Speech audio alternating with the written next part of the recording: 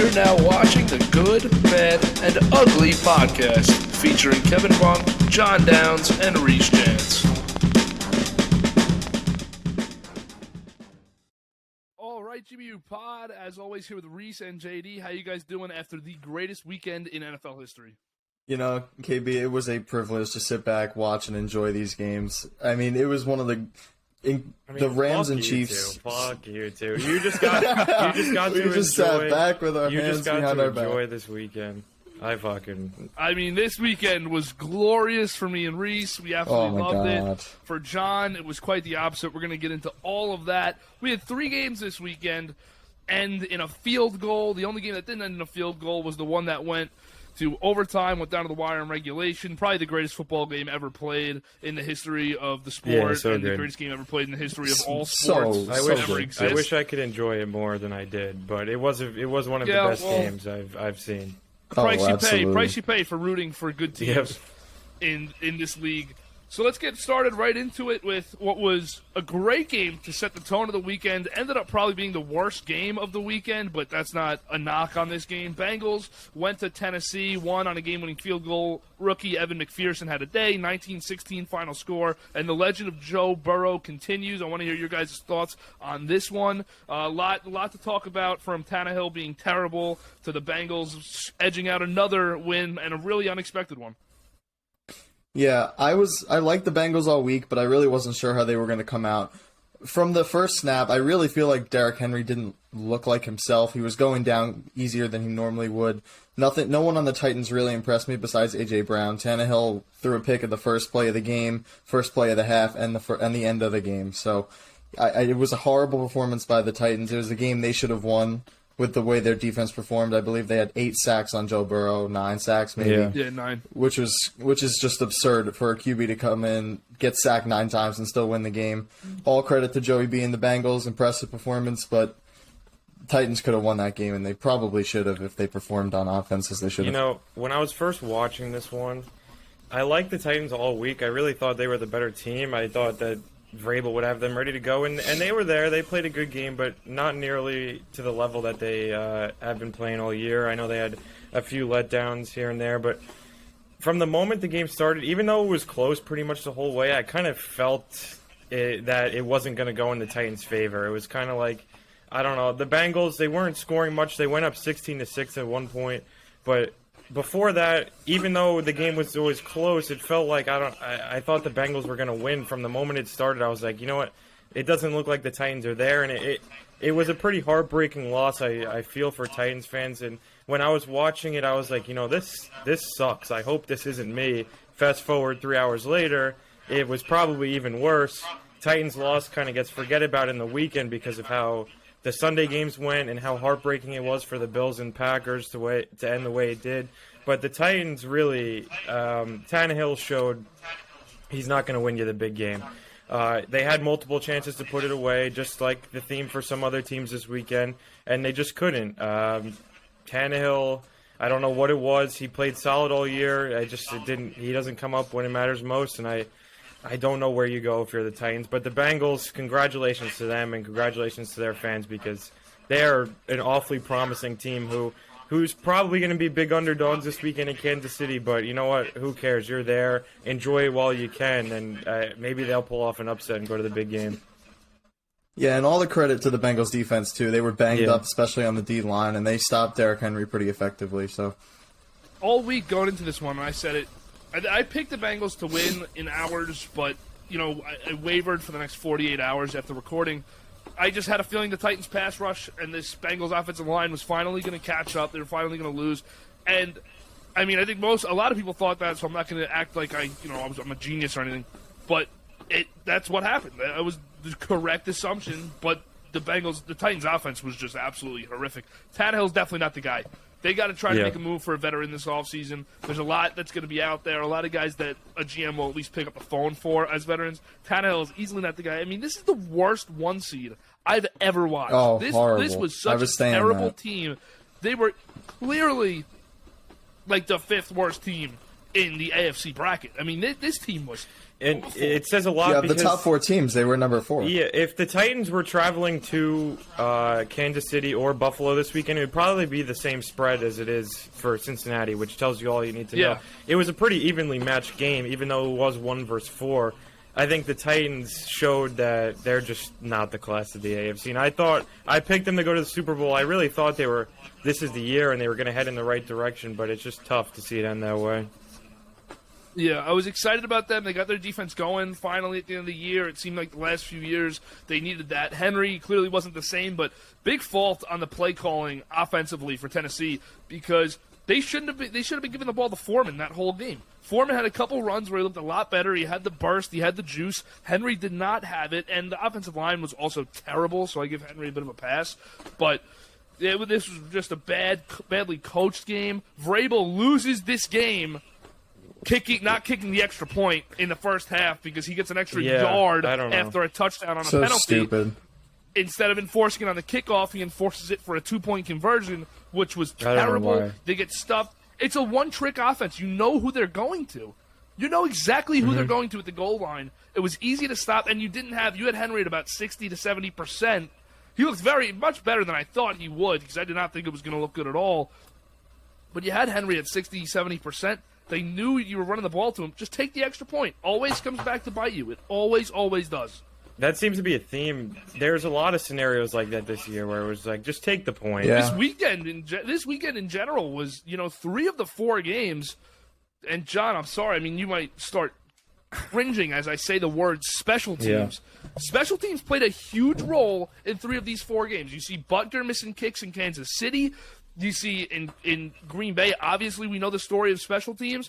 We know that Buffalo didn't kick a ball short of the end zone at the end of the game, which we're going to get into later. That's a huge problem in that game. Special teams played a pivotal role in this weekend's games, whether it was keeping the Chiefs out of overtime, Buffalo winning, Green Bay winning easily, or Tennessee winning and just being able to run the clock out at the end of the game instead of Tannehill throwing that last interception.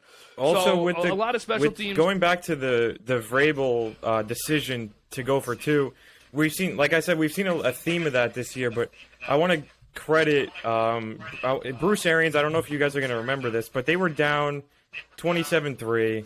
They have a 4th and long in the Rams' end, and he kicked a field goal, and everyone was like, "Why would he do that? You're gonna need a certain amount of scores. Why would he do that?" And it turns out he knows more than everyone else because he's the NFL coach, and it put them in a position to tie the game going down to the wire, which they did. It was 27-27, but if he doesn't go for that and they don't ever get that field goal, they'll have to go for 2 times. They'll have to go for 2, probably 3 times if it adds up to all be a tie game. So it's just little things like that in the playoffs, that special teams, little just miscommunications, malfunctions with the offense, that's all going to cost you playoff games. And the better team's not always going to win. If you're a better coach, like the 49ers, better prepared like the 49ers, like the Bengals, you're going to win these football games. That's what you just have to get hot at the right time. Yeah, so speaking of special teams, let's just move right into the next one. Saturday night, we get the biggest upset of the first round.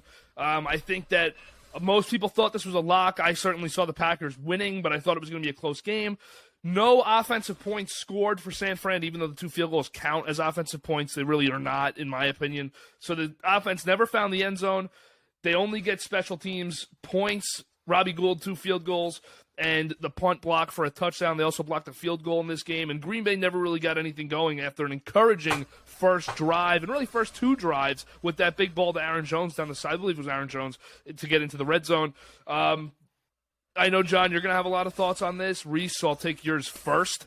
Yeah, I'll keep it relatively quick. When I said there was no way that the 49ers beat the Packers last show, in no case scenario did I see Rodgers playing as badly as he did. He just looked completely uncomfortable. KB said he did say for weeks that the Rodgers now he hasn't played. He's not like he's choked right this year. Last year he's choked.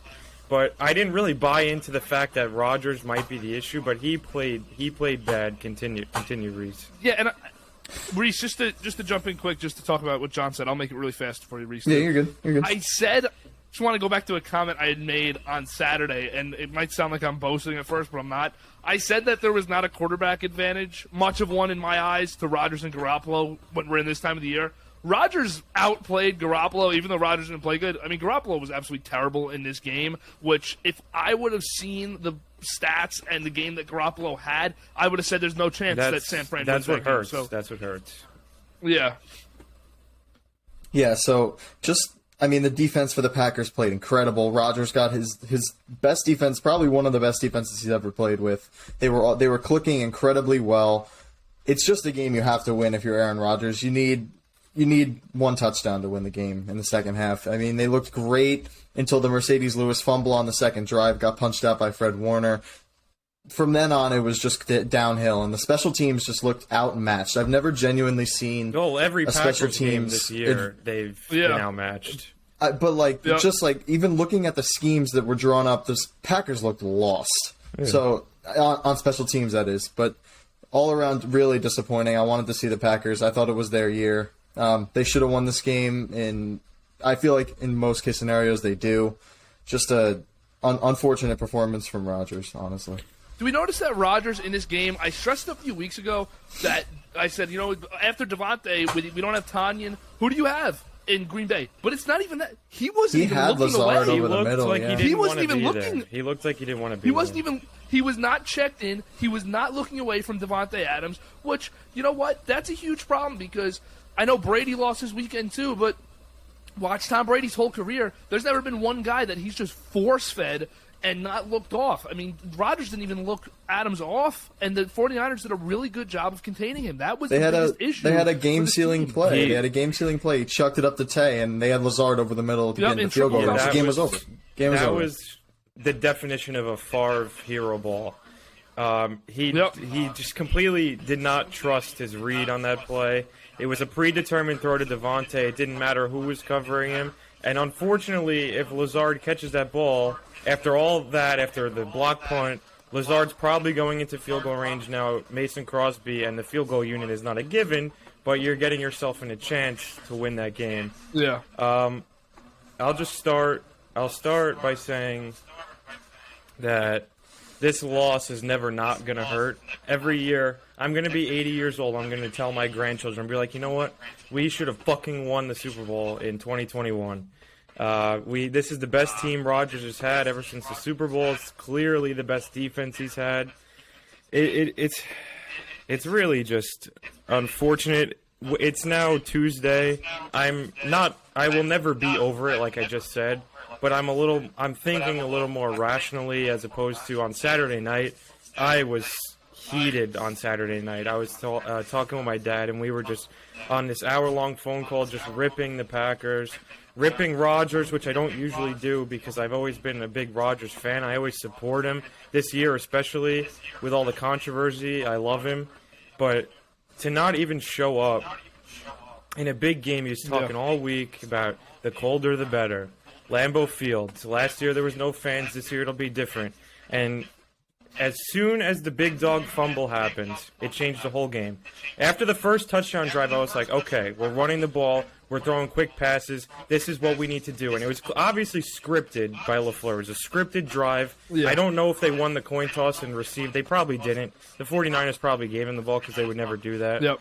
But it was a predetermined scripted drive that was perfect. It was perfect. You couldn't draw up a better start to the game. The next drive, you stuff the 49ers twice, and Zadarius Smith comes back on his first snap and gets a sack. Perfect start. From there, I'm like, okay, this game's not over, but we're in a great spot. The nerves are eased a little bit. And then even after the big dog fumble, which changed the whole game, I never thought that the 49ers were going to win. There was never a thought in my mind that the 49ers were going to win this game until the block punt. The big dog fumble on offense changed everything. They stopped with the quick passes. When Rodgers is at his best, he's in rhythm, throwing quick passes. The fractured toe made him do that, and it almost made him better. Like, it's not outlandish to say that the fractured toe made Rodgers a better quarterback, because on Saturday you saw him reverting back to old habits. He was holding on to the ball. The offensive line was getting worked in the playoffs. Once again, they collapsed, and he was running around. And maybe a few years ago he outruns Nick Bosa and finds someone downfield. That wasn't happening. You saw it happen once. He found magic in a bottle to Aaron Jones at the end of the half. And instead, I mean, I'm never going to rip Aaron Jones for this. He made a great play, great catch. But he could have ran it up the sidelines, maybe beat the safety to the end zone, at least bare minimum get out of bounds and save a timeout. It was a bad play, a brain fart on his end, which he doesn't make many of those. He's such a great player, so I'm never going to fault him for that. But even though the special teams got the blocked field goal at the end of the half, that changed things. It would have been 10-zip, instead it was still 7. It was just a clusterfuck of a game. The second half was so bad. And the sad part is, without a blocked punt, they probably still win that game 10-3, which is why it hurts so much. It's not like they got ran over. The 49ers did not play good. Their defense played great. Their special teams played great. Their offense was terrible. Jimmy G was making throws in the beginning, but his receivers weren't catching it. The 49ers did not deserve to win this football game, much like the Packers did not deserve to win this football game. But what hurts the most is if you just get one punt off. One punt. It doesn't matter how bad the offense has been. It doesn't matter how bad the special teams have been. You get one punt off, and the defense probably wins you that game 10-3. The sad truth is, without A.J. Dillon, they don't know how to finish a football game. And it shouldn't be an excuse, but losing A.J. Dillon after they got that 4th-and-1 stop against the 49ers on fourth down at the end of the game. 49ers are driving, they get that stop. You think it's over. They just need a first down or two. No A.J. Dillon to close out the game, and they just, all hell breaks loose. They don't know what's going on. Aaron Jones gets stuffed. Rodgers misses the one-on-one to Devontae, which they never miss. And then he throws up a Favre hero ball at the end when Lazard was wide open over the middle. He completely choked away that last drive. And back to us saying, the sad truth, if they get one punt off, one clean punt, the defense probably wins them that game 10-3. And we're probably here right now talking about how the Packers, it was a really bad win, but it can all change in 1 week. And I'd be so optimistic heading into the NFC Championship game with a defense that played so well. And especially with Stafford coming back to Green Bay, you know he doesn't fare well there.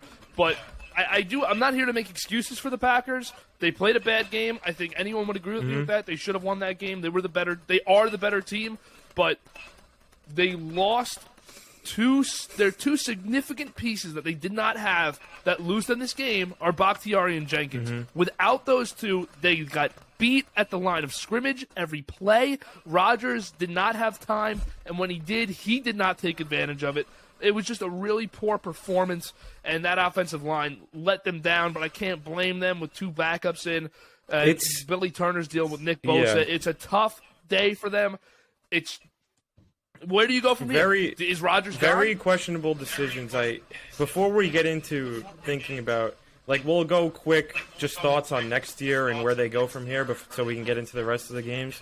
But the O-line, last year is the same story. No Bakhtiari and Jenkins playing the whole year healthy at the same time, it really sucks because those two guys are so good. But the offensive line all year is so good, and that's because LaFleur does a great job. He did a great job all year, especially when Rodgers was hurt, calling plays, getting the ball out quick, running the ball. Just great play calling. He did not help them, especially Rodgers did not help them trying to extend plays. He did not even look to Lazard or Cobb. Also, Cobb was a deal breaker for him apparently coming back to Green Bay. He gets Cobb, he gets a wish from the front office, and he doesn't even look to him in the NFC Championship game. So the offensive line folded, LaFleur folded, Rodgers folded. This loss really ruined. The Bills-Chiefs game was so good. I didn't watch the first half because I was so ruined the whole day just thinking about this game. But the second half couldn't help but make me smile. It was so good. But football, just in general, how do I ever get excited for a Packers game again? Because even if they bring back Rodgers and Adams next year, you can win 13 games, and I'd be like, all year I'd be like, this doesn't matter if you can't win in the playoffs.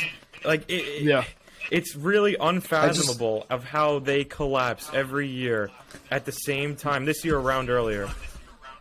Yeah, I don't understand how every year they play their worst game of the season in the playoffs. It's unacceptable for such a talented team to go in and make consistent mistakes like that. And they haven't gotten over the hump of the mistake of not being prepared and not doing what you do all season in the game that matters the most. I don't know why they don't try and get the ball out quick. I don't know why. It's back-to-back years now. The San Fran NFC Championship was just San Fran was a much better team. Hurts the least out of all. Stomped them. And it was like, not the San Fran. LaFleur's first year, and it is what it is. They'll be back next year. They get back the following year. No bad preparation by the coaching staff and bad quarterback play by Aaron Rodgers. What did we see Saturday night? Same thing. Shanahan seems to be in this duo. Shanahan is the master of this game plan, of this craft. He knows the system better than anyone, and LaFleur gets beat by him every time. I don't count a Week 4 win this year by a field goal when San Fran's dead in the beginning of the season. I don't count that as a LaFleur win against Shanahan. Like, that's just a stupid... Beat him in January, and they can't. You did not have a worse team than them this year. You had the best team in the NFC. I know we have agreed that the Rams, at their best, which they're playing right now, we're going to talk about that in just a second, are the best team in the league, arguably. But let's just wrap up final thoughts. What do we think of Aaron Rodgers and just the future for the next year or two? Let's try to keep it as short as possible. Yeah, I'll be quick. I think he's going to get traded. I'm not sure where. We know he likes like Denver, Pittsburgh. That's where I would guess he would go, but I don't think he's retiring. I don't know. I really don't. This offseason is going to be so different for me because it's going to be all about if Rodgers gets traded, I'm really going to look forward to the draft. Like, the draft's going to be one of the highlights of my season, which it usually isn't. And free agency, I don't even know. I've thought about it, but it's still too early. I'm just a broken man right now. I'll wait to see how it all plays out, but I really am not looking forward to the next few weeks of football. But I'll be watching. I always am. Yeah, we were talking about MVP a few weeks ago. I said that Rodgers' off-field antics don't bother me, and talking about the caliber of a player he is.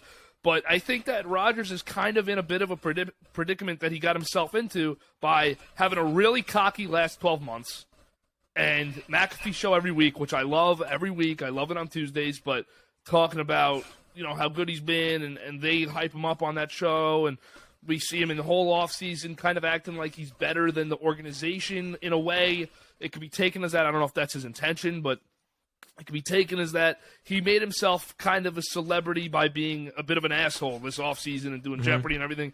And he kind of got a little humbled in this divisional round by realizing, wow, 3 years in a row now, and over a decade, and I have not gotten back to the Super Bowl. I've been in the NFC Championship game too many times to have not gotten back. I've been the 1 seed and now lost in the divisional round. I think that Rodgers, you can win your MVPs, but he definitely got humbled in this divisional round. I think he's going to wait for the coaching hires to, finish out before he picks, stay at Denver. If Dan Quinn gets hired, does he want to go to Denver and play in that with that coaching staff? So it's a lot of things that I think go into it. But I think the Packers would be willing to take him back because while you lose playoff games, you're still better than you're still there 24, 25 league because you win 13 games. You have a chance at the 1 seed with him back. But I do think Devontae's gone.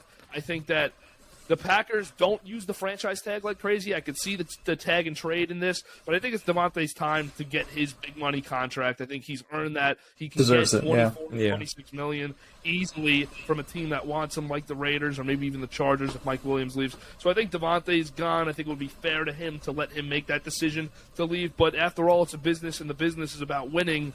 And Green Bay could tag him and bring him back for the year if they want. They just can't afford the long-term contract. I want to say last thing, and then we'll move on. Then we'll go right in. So Saturday night, I was so defeated. I was like, Rodgers is gone, Devontae's gone. This is it. We're not going to make the playoffs. I don't feel like that. We will talk about the future of the Packers at some point. Not in this video. We're just recapping the divisional. But I want to say I don't know why. I just have a weird feeling now more than ever that he's back. I just think the Packers front office has given up on Jordan Love. I think it was clear when they offered him. Rodgers himself lost a lot of value too, losing this game. I think they tagged Devontae, and I really think they get a deal done. I don't think Devontae leaves. I know the cap next year looks bad. Like we're in the hole. Not as bad as the Saints, but in 2023 it will explode higher than it is this year. So the Packers, there is a way. There's always a way to get around it. And you heard LaFleur yesterday in his press conference said, we have a plan to get under it. And I think their plan includes, hopefully, Rodgers and Adams back. Yep. All right, let's move on to the Rams. They took down the defending champions in Tampa Bay this weekend. I would think that a lot of us kind of saw this game coming, but we were still skeptical of Stafford. My reason for picking Tampa Bay before the weekend, but we all knew it was going to be a close game. My reason for picking them before Sunday was just that they couldn't run the ball, but Stafford showed they don't really have to. He played a sensational game. They went on the last-second field goal. This is the third straight game out of 3 played this weekend that were on the last-second field goal for the win. Stafford was awesome, 366 and 2 touchdowns. Brady and the Bucs were totally flat to start this game. They came back tied at 27, though, like we had mentioned before, and I think the Rams are going to represent the NFC in the Super Bowl after what I saw this weekend. They looked fantastic. I'm excited for this matchup this week, even though it's the third time these two teams are playing. And SoFi might actually be a Rams home game due to their ticket sale rules. Yeah. So thoughts on this game this weekend and just on the Rams in general, or even the Bucs in general? And is Brady retiring? Let's talk about that too. Yeah. The Rams played an incredible game. The first 2 quarters and 13 minutes, they were flawless. They played as perfect as you could have asked. McVay's game plan was working to perfection. The defense was roughing up Brady, which is clearly all you have to do to get in this guy's head and force him to have a bad game. You just got to hit him.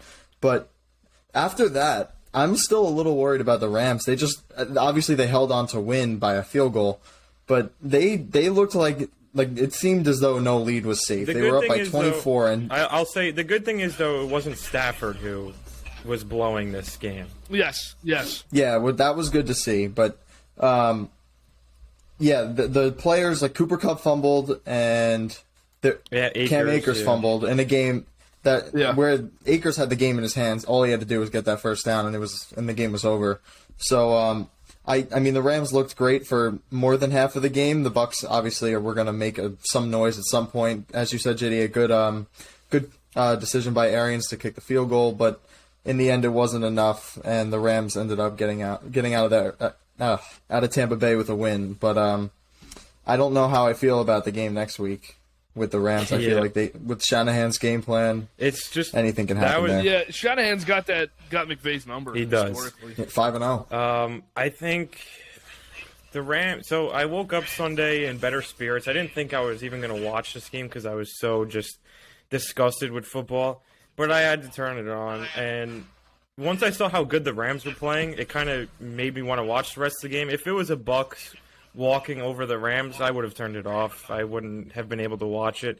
But the way the game finished and the way the Rams played pretty much throughout up until the last few minutes where they were letting the Bucs back in was I thought it was a really good game. Even though the Bucs were down 27-3 at some point, I was still finding myself enjoying it. It was hard to not think about possibly playing Matthew Stafford in Lambeau Field next week. But I loved the way they moved the ball on offense. I thought McVay called a great game. I thought they had a great game plan for Brady on defense, which was very obvious. You got to pressure him. That's how you get to him. And they didn't have Wirfs. So after that, I mean, when Donald was rushing against the right tackle, when he was rushing at nose tackle, he was dominant. He was in Brady's lap all game. He was never comfortable. Brady threw the ball 55 times, which was the recipe to get them to lose. They never had a chance to run it with playoff Lenny. I know he ran in a touchdown or two. But I'm very interested to see what the Rams come with next week. I honestly think they win. I don't think the Niners get them 3 times in a row. And I think McVay's due. I think he's ready to get back to the big stage at home. It'll probably be, I know they were limiting the ticket sales to just Rams fans, but Niners fans are going to find a way to get in that place. There's Niner fans in LA. Anyway, yeah, so it's going to be it's going to be a whole lot of red Sunday. So it's definitely going to be a difficult game. I think the Rams are the better team, and I think the all-in strategy might work for them. I don't know. We'll see if they win the Super Bowl. Stafford, I mean, we saw it the last 2 weeks. This is why they traded for him. He looks absolutely fantastic through 2 playoff games. His first 2 playoff wins, he played great in both of them. And I'm really excited. I think that this NFC Championship is definitely the better game of the week. It's the second game on Sunday. I'm really, really excited for it. And I agree with you, JD. I don't think that Shanahan gets the Rams 3 times this season, and it just feels like the Rams' time. I feel like the Rams could have competed in that Buffalo-KC game as well with those 2 teams. I just think they're as good, if not better, than anyone else left in this postseason. This is further proof of all you got to do is get there, because all year long we were really we were never really sold on the Rams. Like, they were not just like the Buccaneers a year ago. Both teams, we weren't really sold on them all year, and then once you get in, it's like they just flipped that switch. The Rams destroyed the Cardinals. They played a great game against Tampa Bay. It would have been unfortunate if they lost, which they didn't wind up doing, so who cares? But I just think this is it. They've invested too much into this team, into this quarterback, into the coach is basically the GM, McVay. He made the move for Stafford. Not really, but he wanted Stafford. I think there's just too much invested in this team. OBJ's, Von Miller coming around. I don't see how the Rams lose, but I've been basically wrong on every pick so far. And the Packers and Titans, who I picked to go to the Super Bowl, are already out. So what the fuck do I know?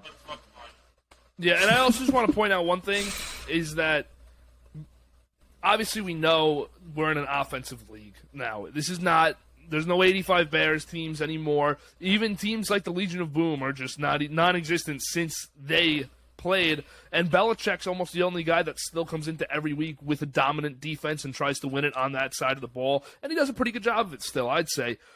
But we have 4 offensive head coaches in the conference championships. Is that a trend that we think is kind of swaying? You know, if you're hiring a head coach, this is the way you want to go. Should a guy like Brian Daboll be the head coach in these games? But we also see a guy like McDermott easily could have won that game and been sitting in it right now because he had a good offense coordinator. Do we think that has anything to do with these teams sitting, or they're just good coaches overall, whether they're offense or defense? I think these 4 are just so exceptionally good at their job. The way Kyle Shanahan and Sean McVay, the way they draw up offensive schemes and the way they get guys open and utilize guys like Deebo Samuel, Cooper Kupp to sway the run game, to push certain defenders certain ways, I think it takes something special. I think these guys are just really, really good coaches. I think, like you said, McDermott, Josh Allen and that Bills defense, and Zach Taylor, jury's out. Zach Taylor, it's his first trip. I was going to say, Andy Reid and Shanahan and McVay are in such a class of their own, along with some other guys who still aren't here. But, like, Zach Taylor, I think, I don't know what to make of him. I got to see it again. I got to see the Bengals do it consistently. But I think he might be proof that he's going to be good. I think he's proof that the league is going in an offensive direction. I don't know how much of it is him. He seems like a good head coach. It's very tough to tell. I do think it's heading in an offensive direction, but a good defensive head coach is still, that's still awesome to have. Like, if you have if you just have a good head coach. Exactly. I totally agree with you because, we still see guys like Belichick, McDermott, like I just said, Vrabel, who would have won that game if he had a quarterback that could play. But just look at this, head coaching cycle. Offense is so important now. It totally doesn't matter for anything in this conversation, but it's an interesting one to have, seeing 4 offensive coordinators as head coaches in the Super Bowl, in the conference championships. Brian Flores might not get a job because of his lack of offensive production in Miami. his defense was as good as any. He was as good of a defensive coach as anyone in the league, aside from I give Belichick the pass every time, and McDermott. And we know it's not him because he's not calling the plays, but part of being a head coach is being able to hire the right picking offensive that coordinator. proper coordinator. That's why, with the Jets, where he's a guy like Saleh, we're concerned hiring a guy like that. And for the Giants, if you were to hire a guy like Leslie Frazier or Brian Flores, your concern is still losing games, 16-10 or just losing by a touchdown because he made too many offensive mistakes or anything. But we'll move on from this conversation. Go to the greatest game ever played. You have to have a good offensive mind, I think, to be in a position to win a Super Bowl. Somewhere in the organization. And, of course, we see 4 teams where the worst we have 3 quarterbacks that are top 7 quarterbacks in the NFL with Burrow, Mahomes, and Stafford, and then Garoppolo's no worse than the 15th best quarterback in the league when he's playing good because he knows how to execute a system. So, of course, you need to have that head coach, you need to have that quarterback, and you need to be able to score points in this league, and you really need to be able to do it in all 3 phases of the ball. I know special teams this weekend was much more important than it normally is on even a regular season weekend, but you got to have players, and you got to have a top 10, offense, defense, and special teams. You got to be top 10, top 15 on all sides of the ball. That's where we see the Packers blunder, having the worst special teams in the league all year. We knew it was going to happen. We knew it was going to happen. We said Saturday morning, not to harp on the Packers like we always do. I feel like I said this every episode. But we knew Saturday morning, if the 49ers are going to win this game, we had joked, but not really joking, about they're going to do it on special teams, and they did. So let's move on. Bills, Chiefs, too good of a game not to spend about 10 hours on, but we're not going to be able to do that, unfortunately. Where do you want to start? 2 best quarterbacks in the league? This is the future. What a fucking game. I mean, this is Brady versus Manning. This was the sickest game I've ever watched. I don't even know where to start. We had a good first half, and the first half kind of was trending in the Chiefs' direction, and you get to the middle of the fourth quarter, and it's like, all right, anyone's game. Buffalo gets the ball back with a few minutes left. They score with 1:54 right after the 2-minute warning, and then they unleash scoring more than anyone the whole weekend in the final 2 minutes of that game. Great game. That was fun amazing to watch, dude. These 2 quarterbacks are so much fun to watch, man. Allen and Mahomes are so much fun. Mahomes is running everywhere. Tyreek Hill is the best player I've ever seen. Josh Allen's doing it all. Josh Allen can zip that thing, Josh Allen played. Oh my god! I mean, it's not like Mahomes didn't play perfect, but Allen was the best player in that game. It really stinks that I'm not here to criticize the overtime rules because we're gonna talk about how I think that McDermott and the coaches lost this game at the end in those final 13 seconds, but.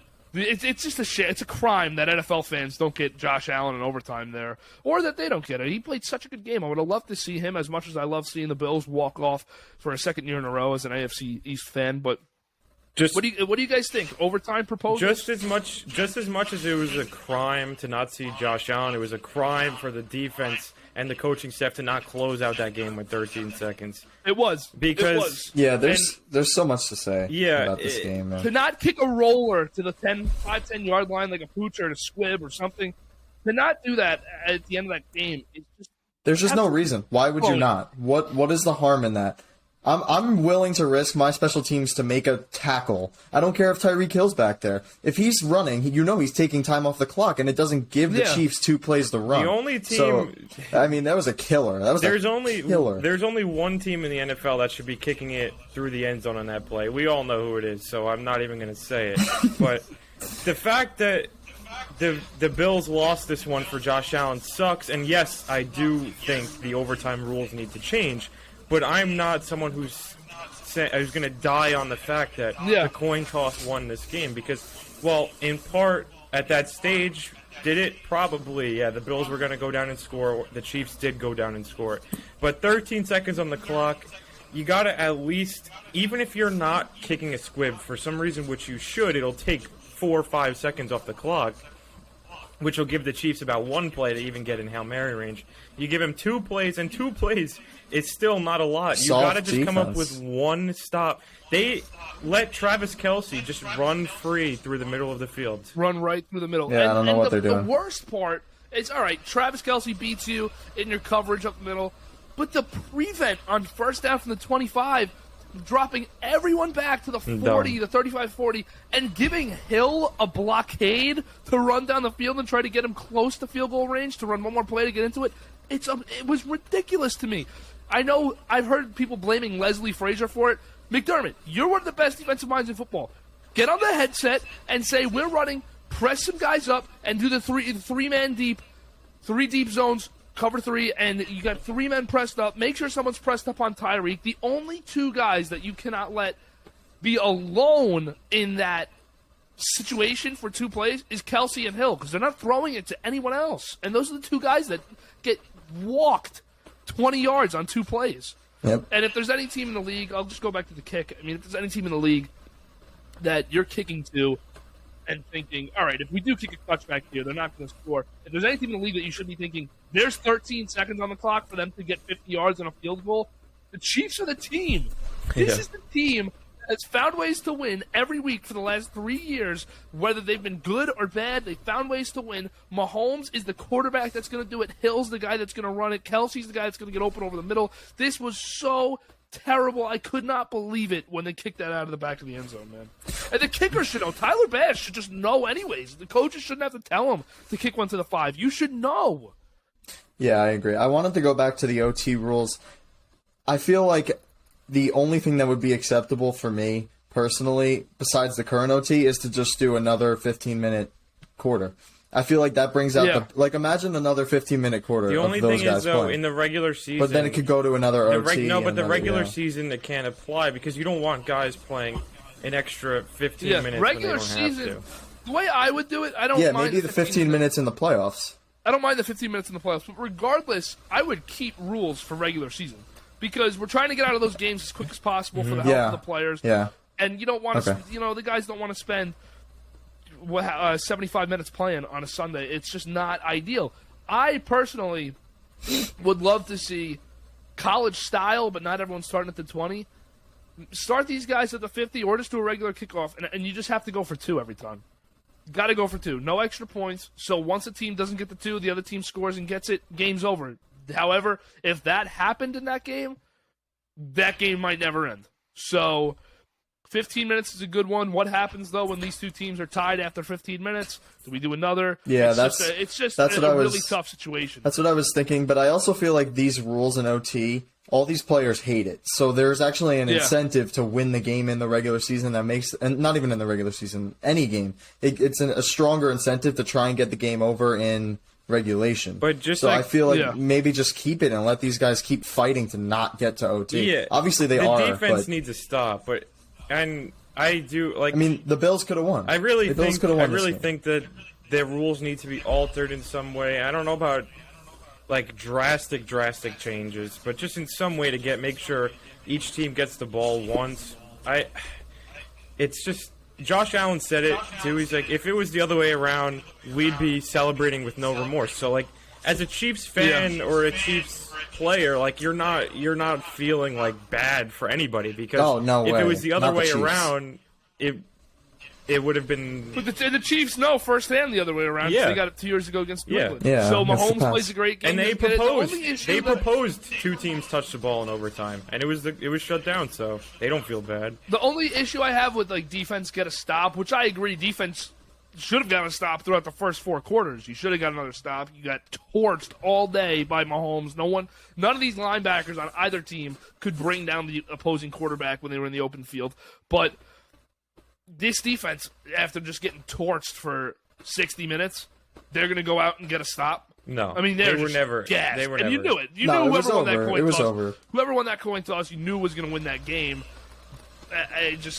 It stinks. It really is unfortunate that Allen doesn't get to get that ball again. The offense played as good as you can to not possibly knock out the Chiefs and not do it because on offense against the Chiefs. And not necessarily against the Bucs on Sunday, but it did wind up being a close game. You're going to need to play some of your best football to get Tom Brady and Patrick Mahomes out of this tournament. And Josh Allen did, so it really is unfortunate. We didn't get to see Bills Mafia host a playoff game. I would have loved to see that. Just, like, the Chiefs are the Chiefs.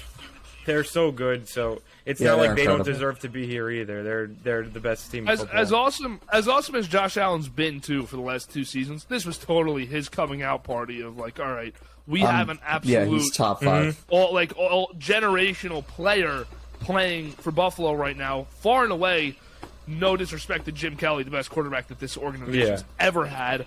If anyone's going to get them out of their Super Bowl hell, going to. It's going to be Josh Allen. He is going to. He showed clutch.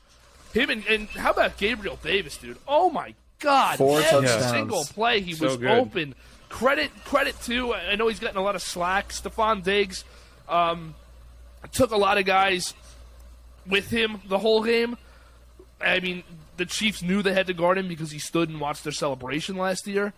They knew that they had to lock it in. But I think that there's a reason Gabriel Davis was open every play. 4th-round pick, open every single play, and they totally took advantage of Tyrann Mathieu being out of that game. Yeah. The Chiefs defense. Chiefs defense stinks. They didn't play well enough. They're gonna have to play better. I don't know if they were to meet the Rams in the Super Bowl or even San Fran. Those are two good defenses. That's why I think next week. Unfortunately, I love the Joe Burrow story. I love think they're Cincinnati done. story. I think they're done. I have a feeling that this is just going to be an ugly first game of conference weekend. 2 things the Bengals have going for them. I know we're not looking into the future just yet. We'll do another video with that. But 2 things the Bengals do have going for them. Kansas City, this was the game they had to win in the postseason, it felt like. They had to beat Buffalo in the championship game rematch. We knew they were probably going to meet in the division round, however. But knew they had to beat them. Had an absolute classic against them. This game will be shown. Highlights will be shown for years and years to come. But so Cincinnati's got, maybe Kansas City comes out and lays an egg early after the biggest win of their season. Maybe they start and slow. No one thinks Cincinnati's going to win. No one thinks Cincinnati's going to win. So Cincinnati's going to come ready to play. Maybe Kansas City starts slow, but I think this is going to be an ugly one. Yeah, I think the Chiefs Kansas City team that runs I away with watched, it. the Buffalo team that I watched on Sunday, no one's beating them. And the Chiefs did, if that makes sense. Mm-hmm. I mean, it was just unbelievable. This was such an awesome game. How about that Diggs 2-point conversion too in the back What of a the end zone? grab! What a play! What a My grab! God, the throw was good, but it was behind Diggs. He had to go up. It was high and behind, and he goes up and makes that catch, keeps his feet in. Oh my God. Unbelievable. So good, dude. That team is so talented. I cannot. So It is. unfortunate They that really they have to play the Chiefs every year for them. Yeah, but those are going to be. KB, Yeah. what a fucking problem the AFC is for us. For even if we are good, For we have anyone. about I mean, look at 15 teams like fucking teams to beat. teams like the Chargers now. You got a guy like Herbert. Oh, we got to get past the Chiefs. Gotta make a If you move. get past the Chiefs and win that Play the division, Bills, have fun buddy. going to Buffalo. Yeah, just think about Holy shit, how it's so hard bad. next.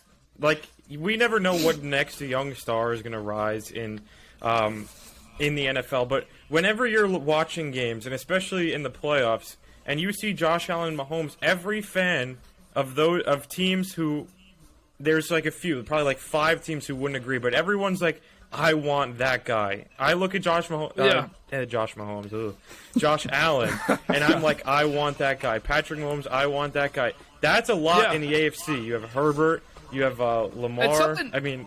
Something interesting to think about. Look at a guy like Roethlisberger, who just retired. He's going to be a first ballot Hall of Famer. 2 Super Bowls. Neither of them did he have to play Manning or Brady So Manning and Brady, let's consider them Allen and Mahomes. So neither time did he have to play Manning or Brady because they got upset by teams like the Jets in 2010, or Manning had his neck injury.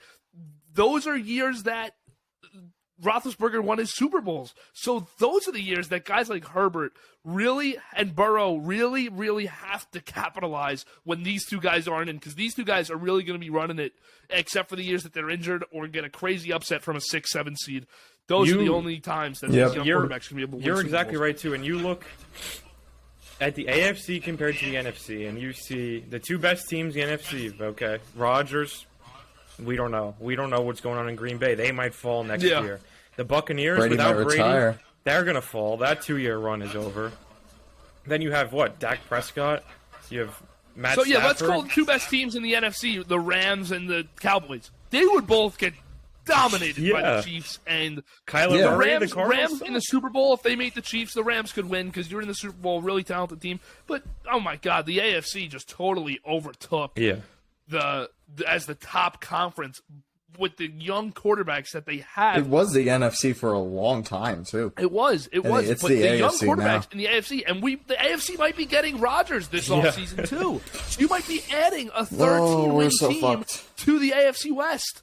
next year, along with 2 other teams that could win 13 games, and you might be adding Jim Harbaugh to Vegas, who made the playoffs, and he's going to make them better. It is such. I mean, Cleveland's going to be back. Baltimore's going to be back.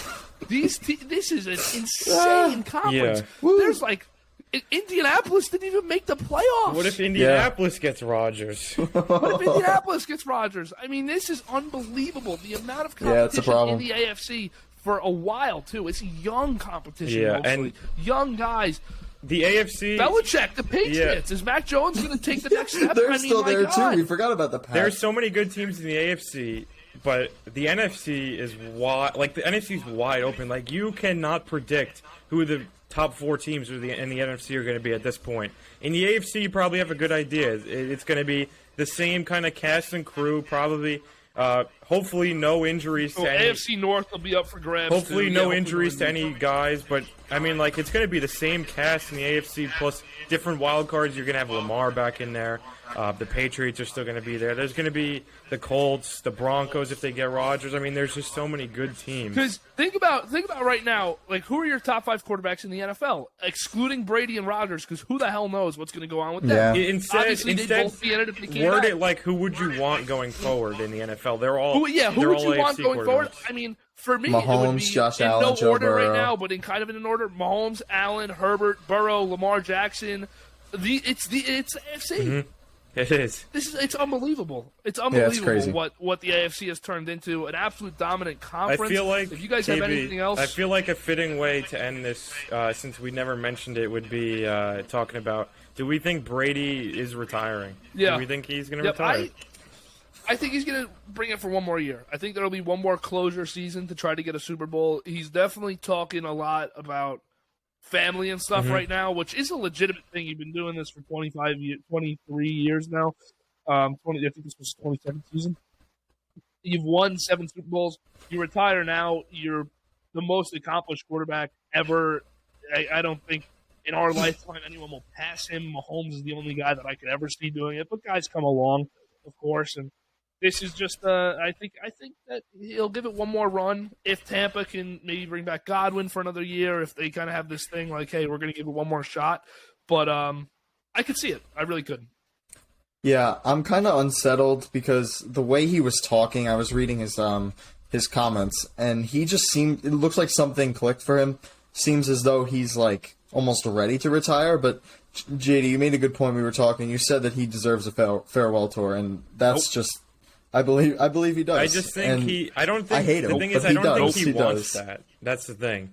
I don't know if he wants that. Yeah, I mean, if I had to guess, I feel like he will retire based off the way he was talking. I always saw Brady going out on a game like yesterday's, or 2 days ago, where it kind of. I didn't think he'd go out on the Super Bowl and the storybook ending because he's going to go out when he knows it's over. You know, when he feels when he it's can't over. do it anymore, yeah. If he wins an 8th Super Bowl, I could win a 9th next year because we just won. So it's kind of, for me, it kind of feels like, hey, you know what? The Buccaneers might be getting a little bit worse next year. You might be losing Godwin. They used the franchise tag on him this past season. He tore his ACL. Do you give him $18, $19 million in a second franchise tag? I don't know. They got to pay offensive lineman. Jensen's probably gone.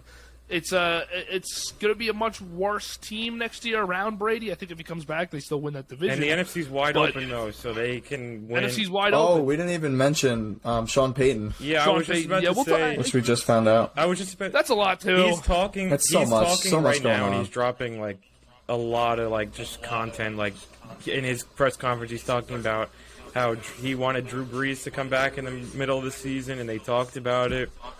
Something about the Bengals stealing their saying who day, who dat.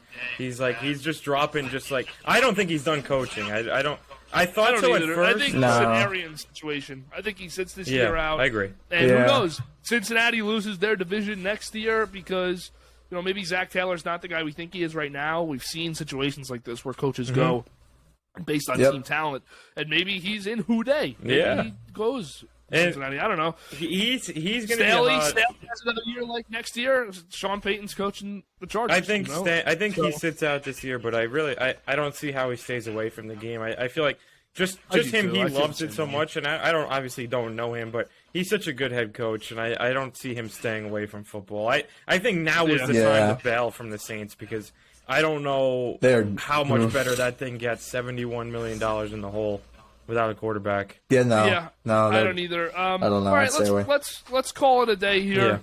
53 great minutes. episode, fellas. We went about an hour over the planned time, so no complaints. That's how I it mean, goes. Yeah, it's just how it had to be. It's Yeah, just how it no had to be. complaints. Still, I rambled a bit. had a but fun time. I had to get it off my chest. I mean, we all did. We all did. It was Yeah, a rough weekend for JD. Can't blame him. We'll be doing a lot more stuff coming out. Shorter stuff coming out too in the next few weeks for the whole off season. Hopefully the MLB comes back soon, like we say every week. But other than that, I'm all good. All right. So thanks for watching. Subscribe. Follow us on Instagram and TikTok. Both usernames are now the GBU Pod. So make sure to check both those out. TikTok, we're going to be pulling clips from this, and we're going to be doing our own stuff as well individually. So a lot to look forward to, and we got a huge conference championship weekend coming up that I'm very excited for. All right. Yeah. All right. Good episode, fellas.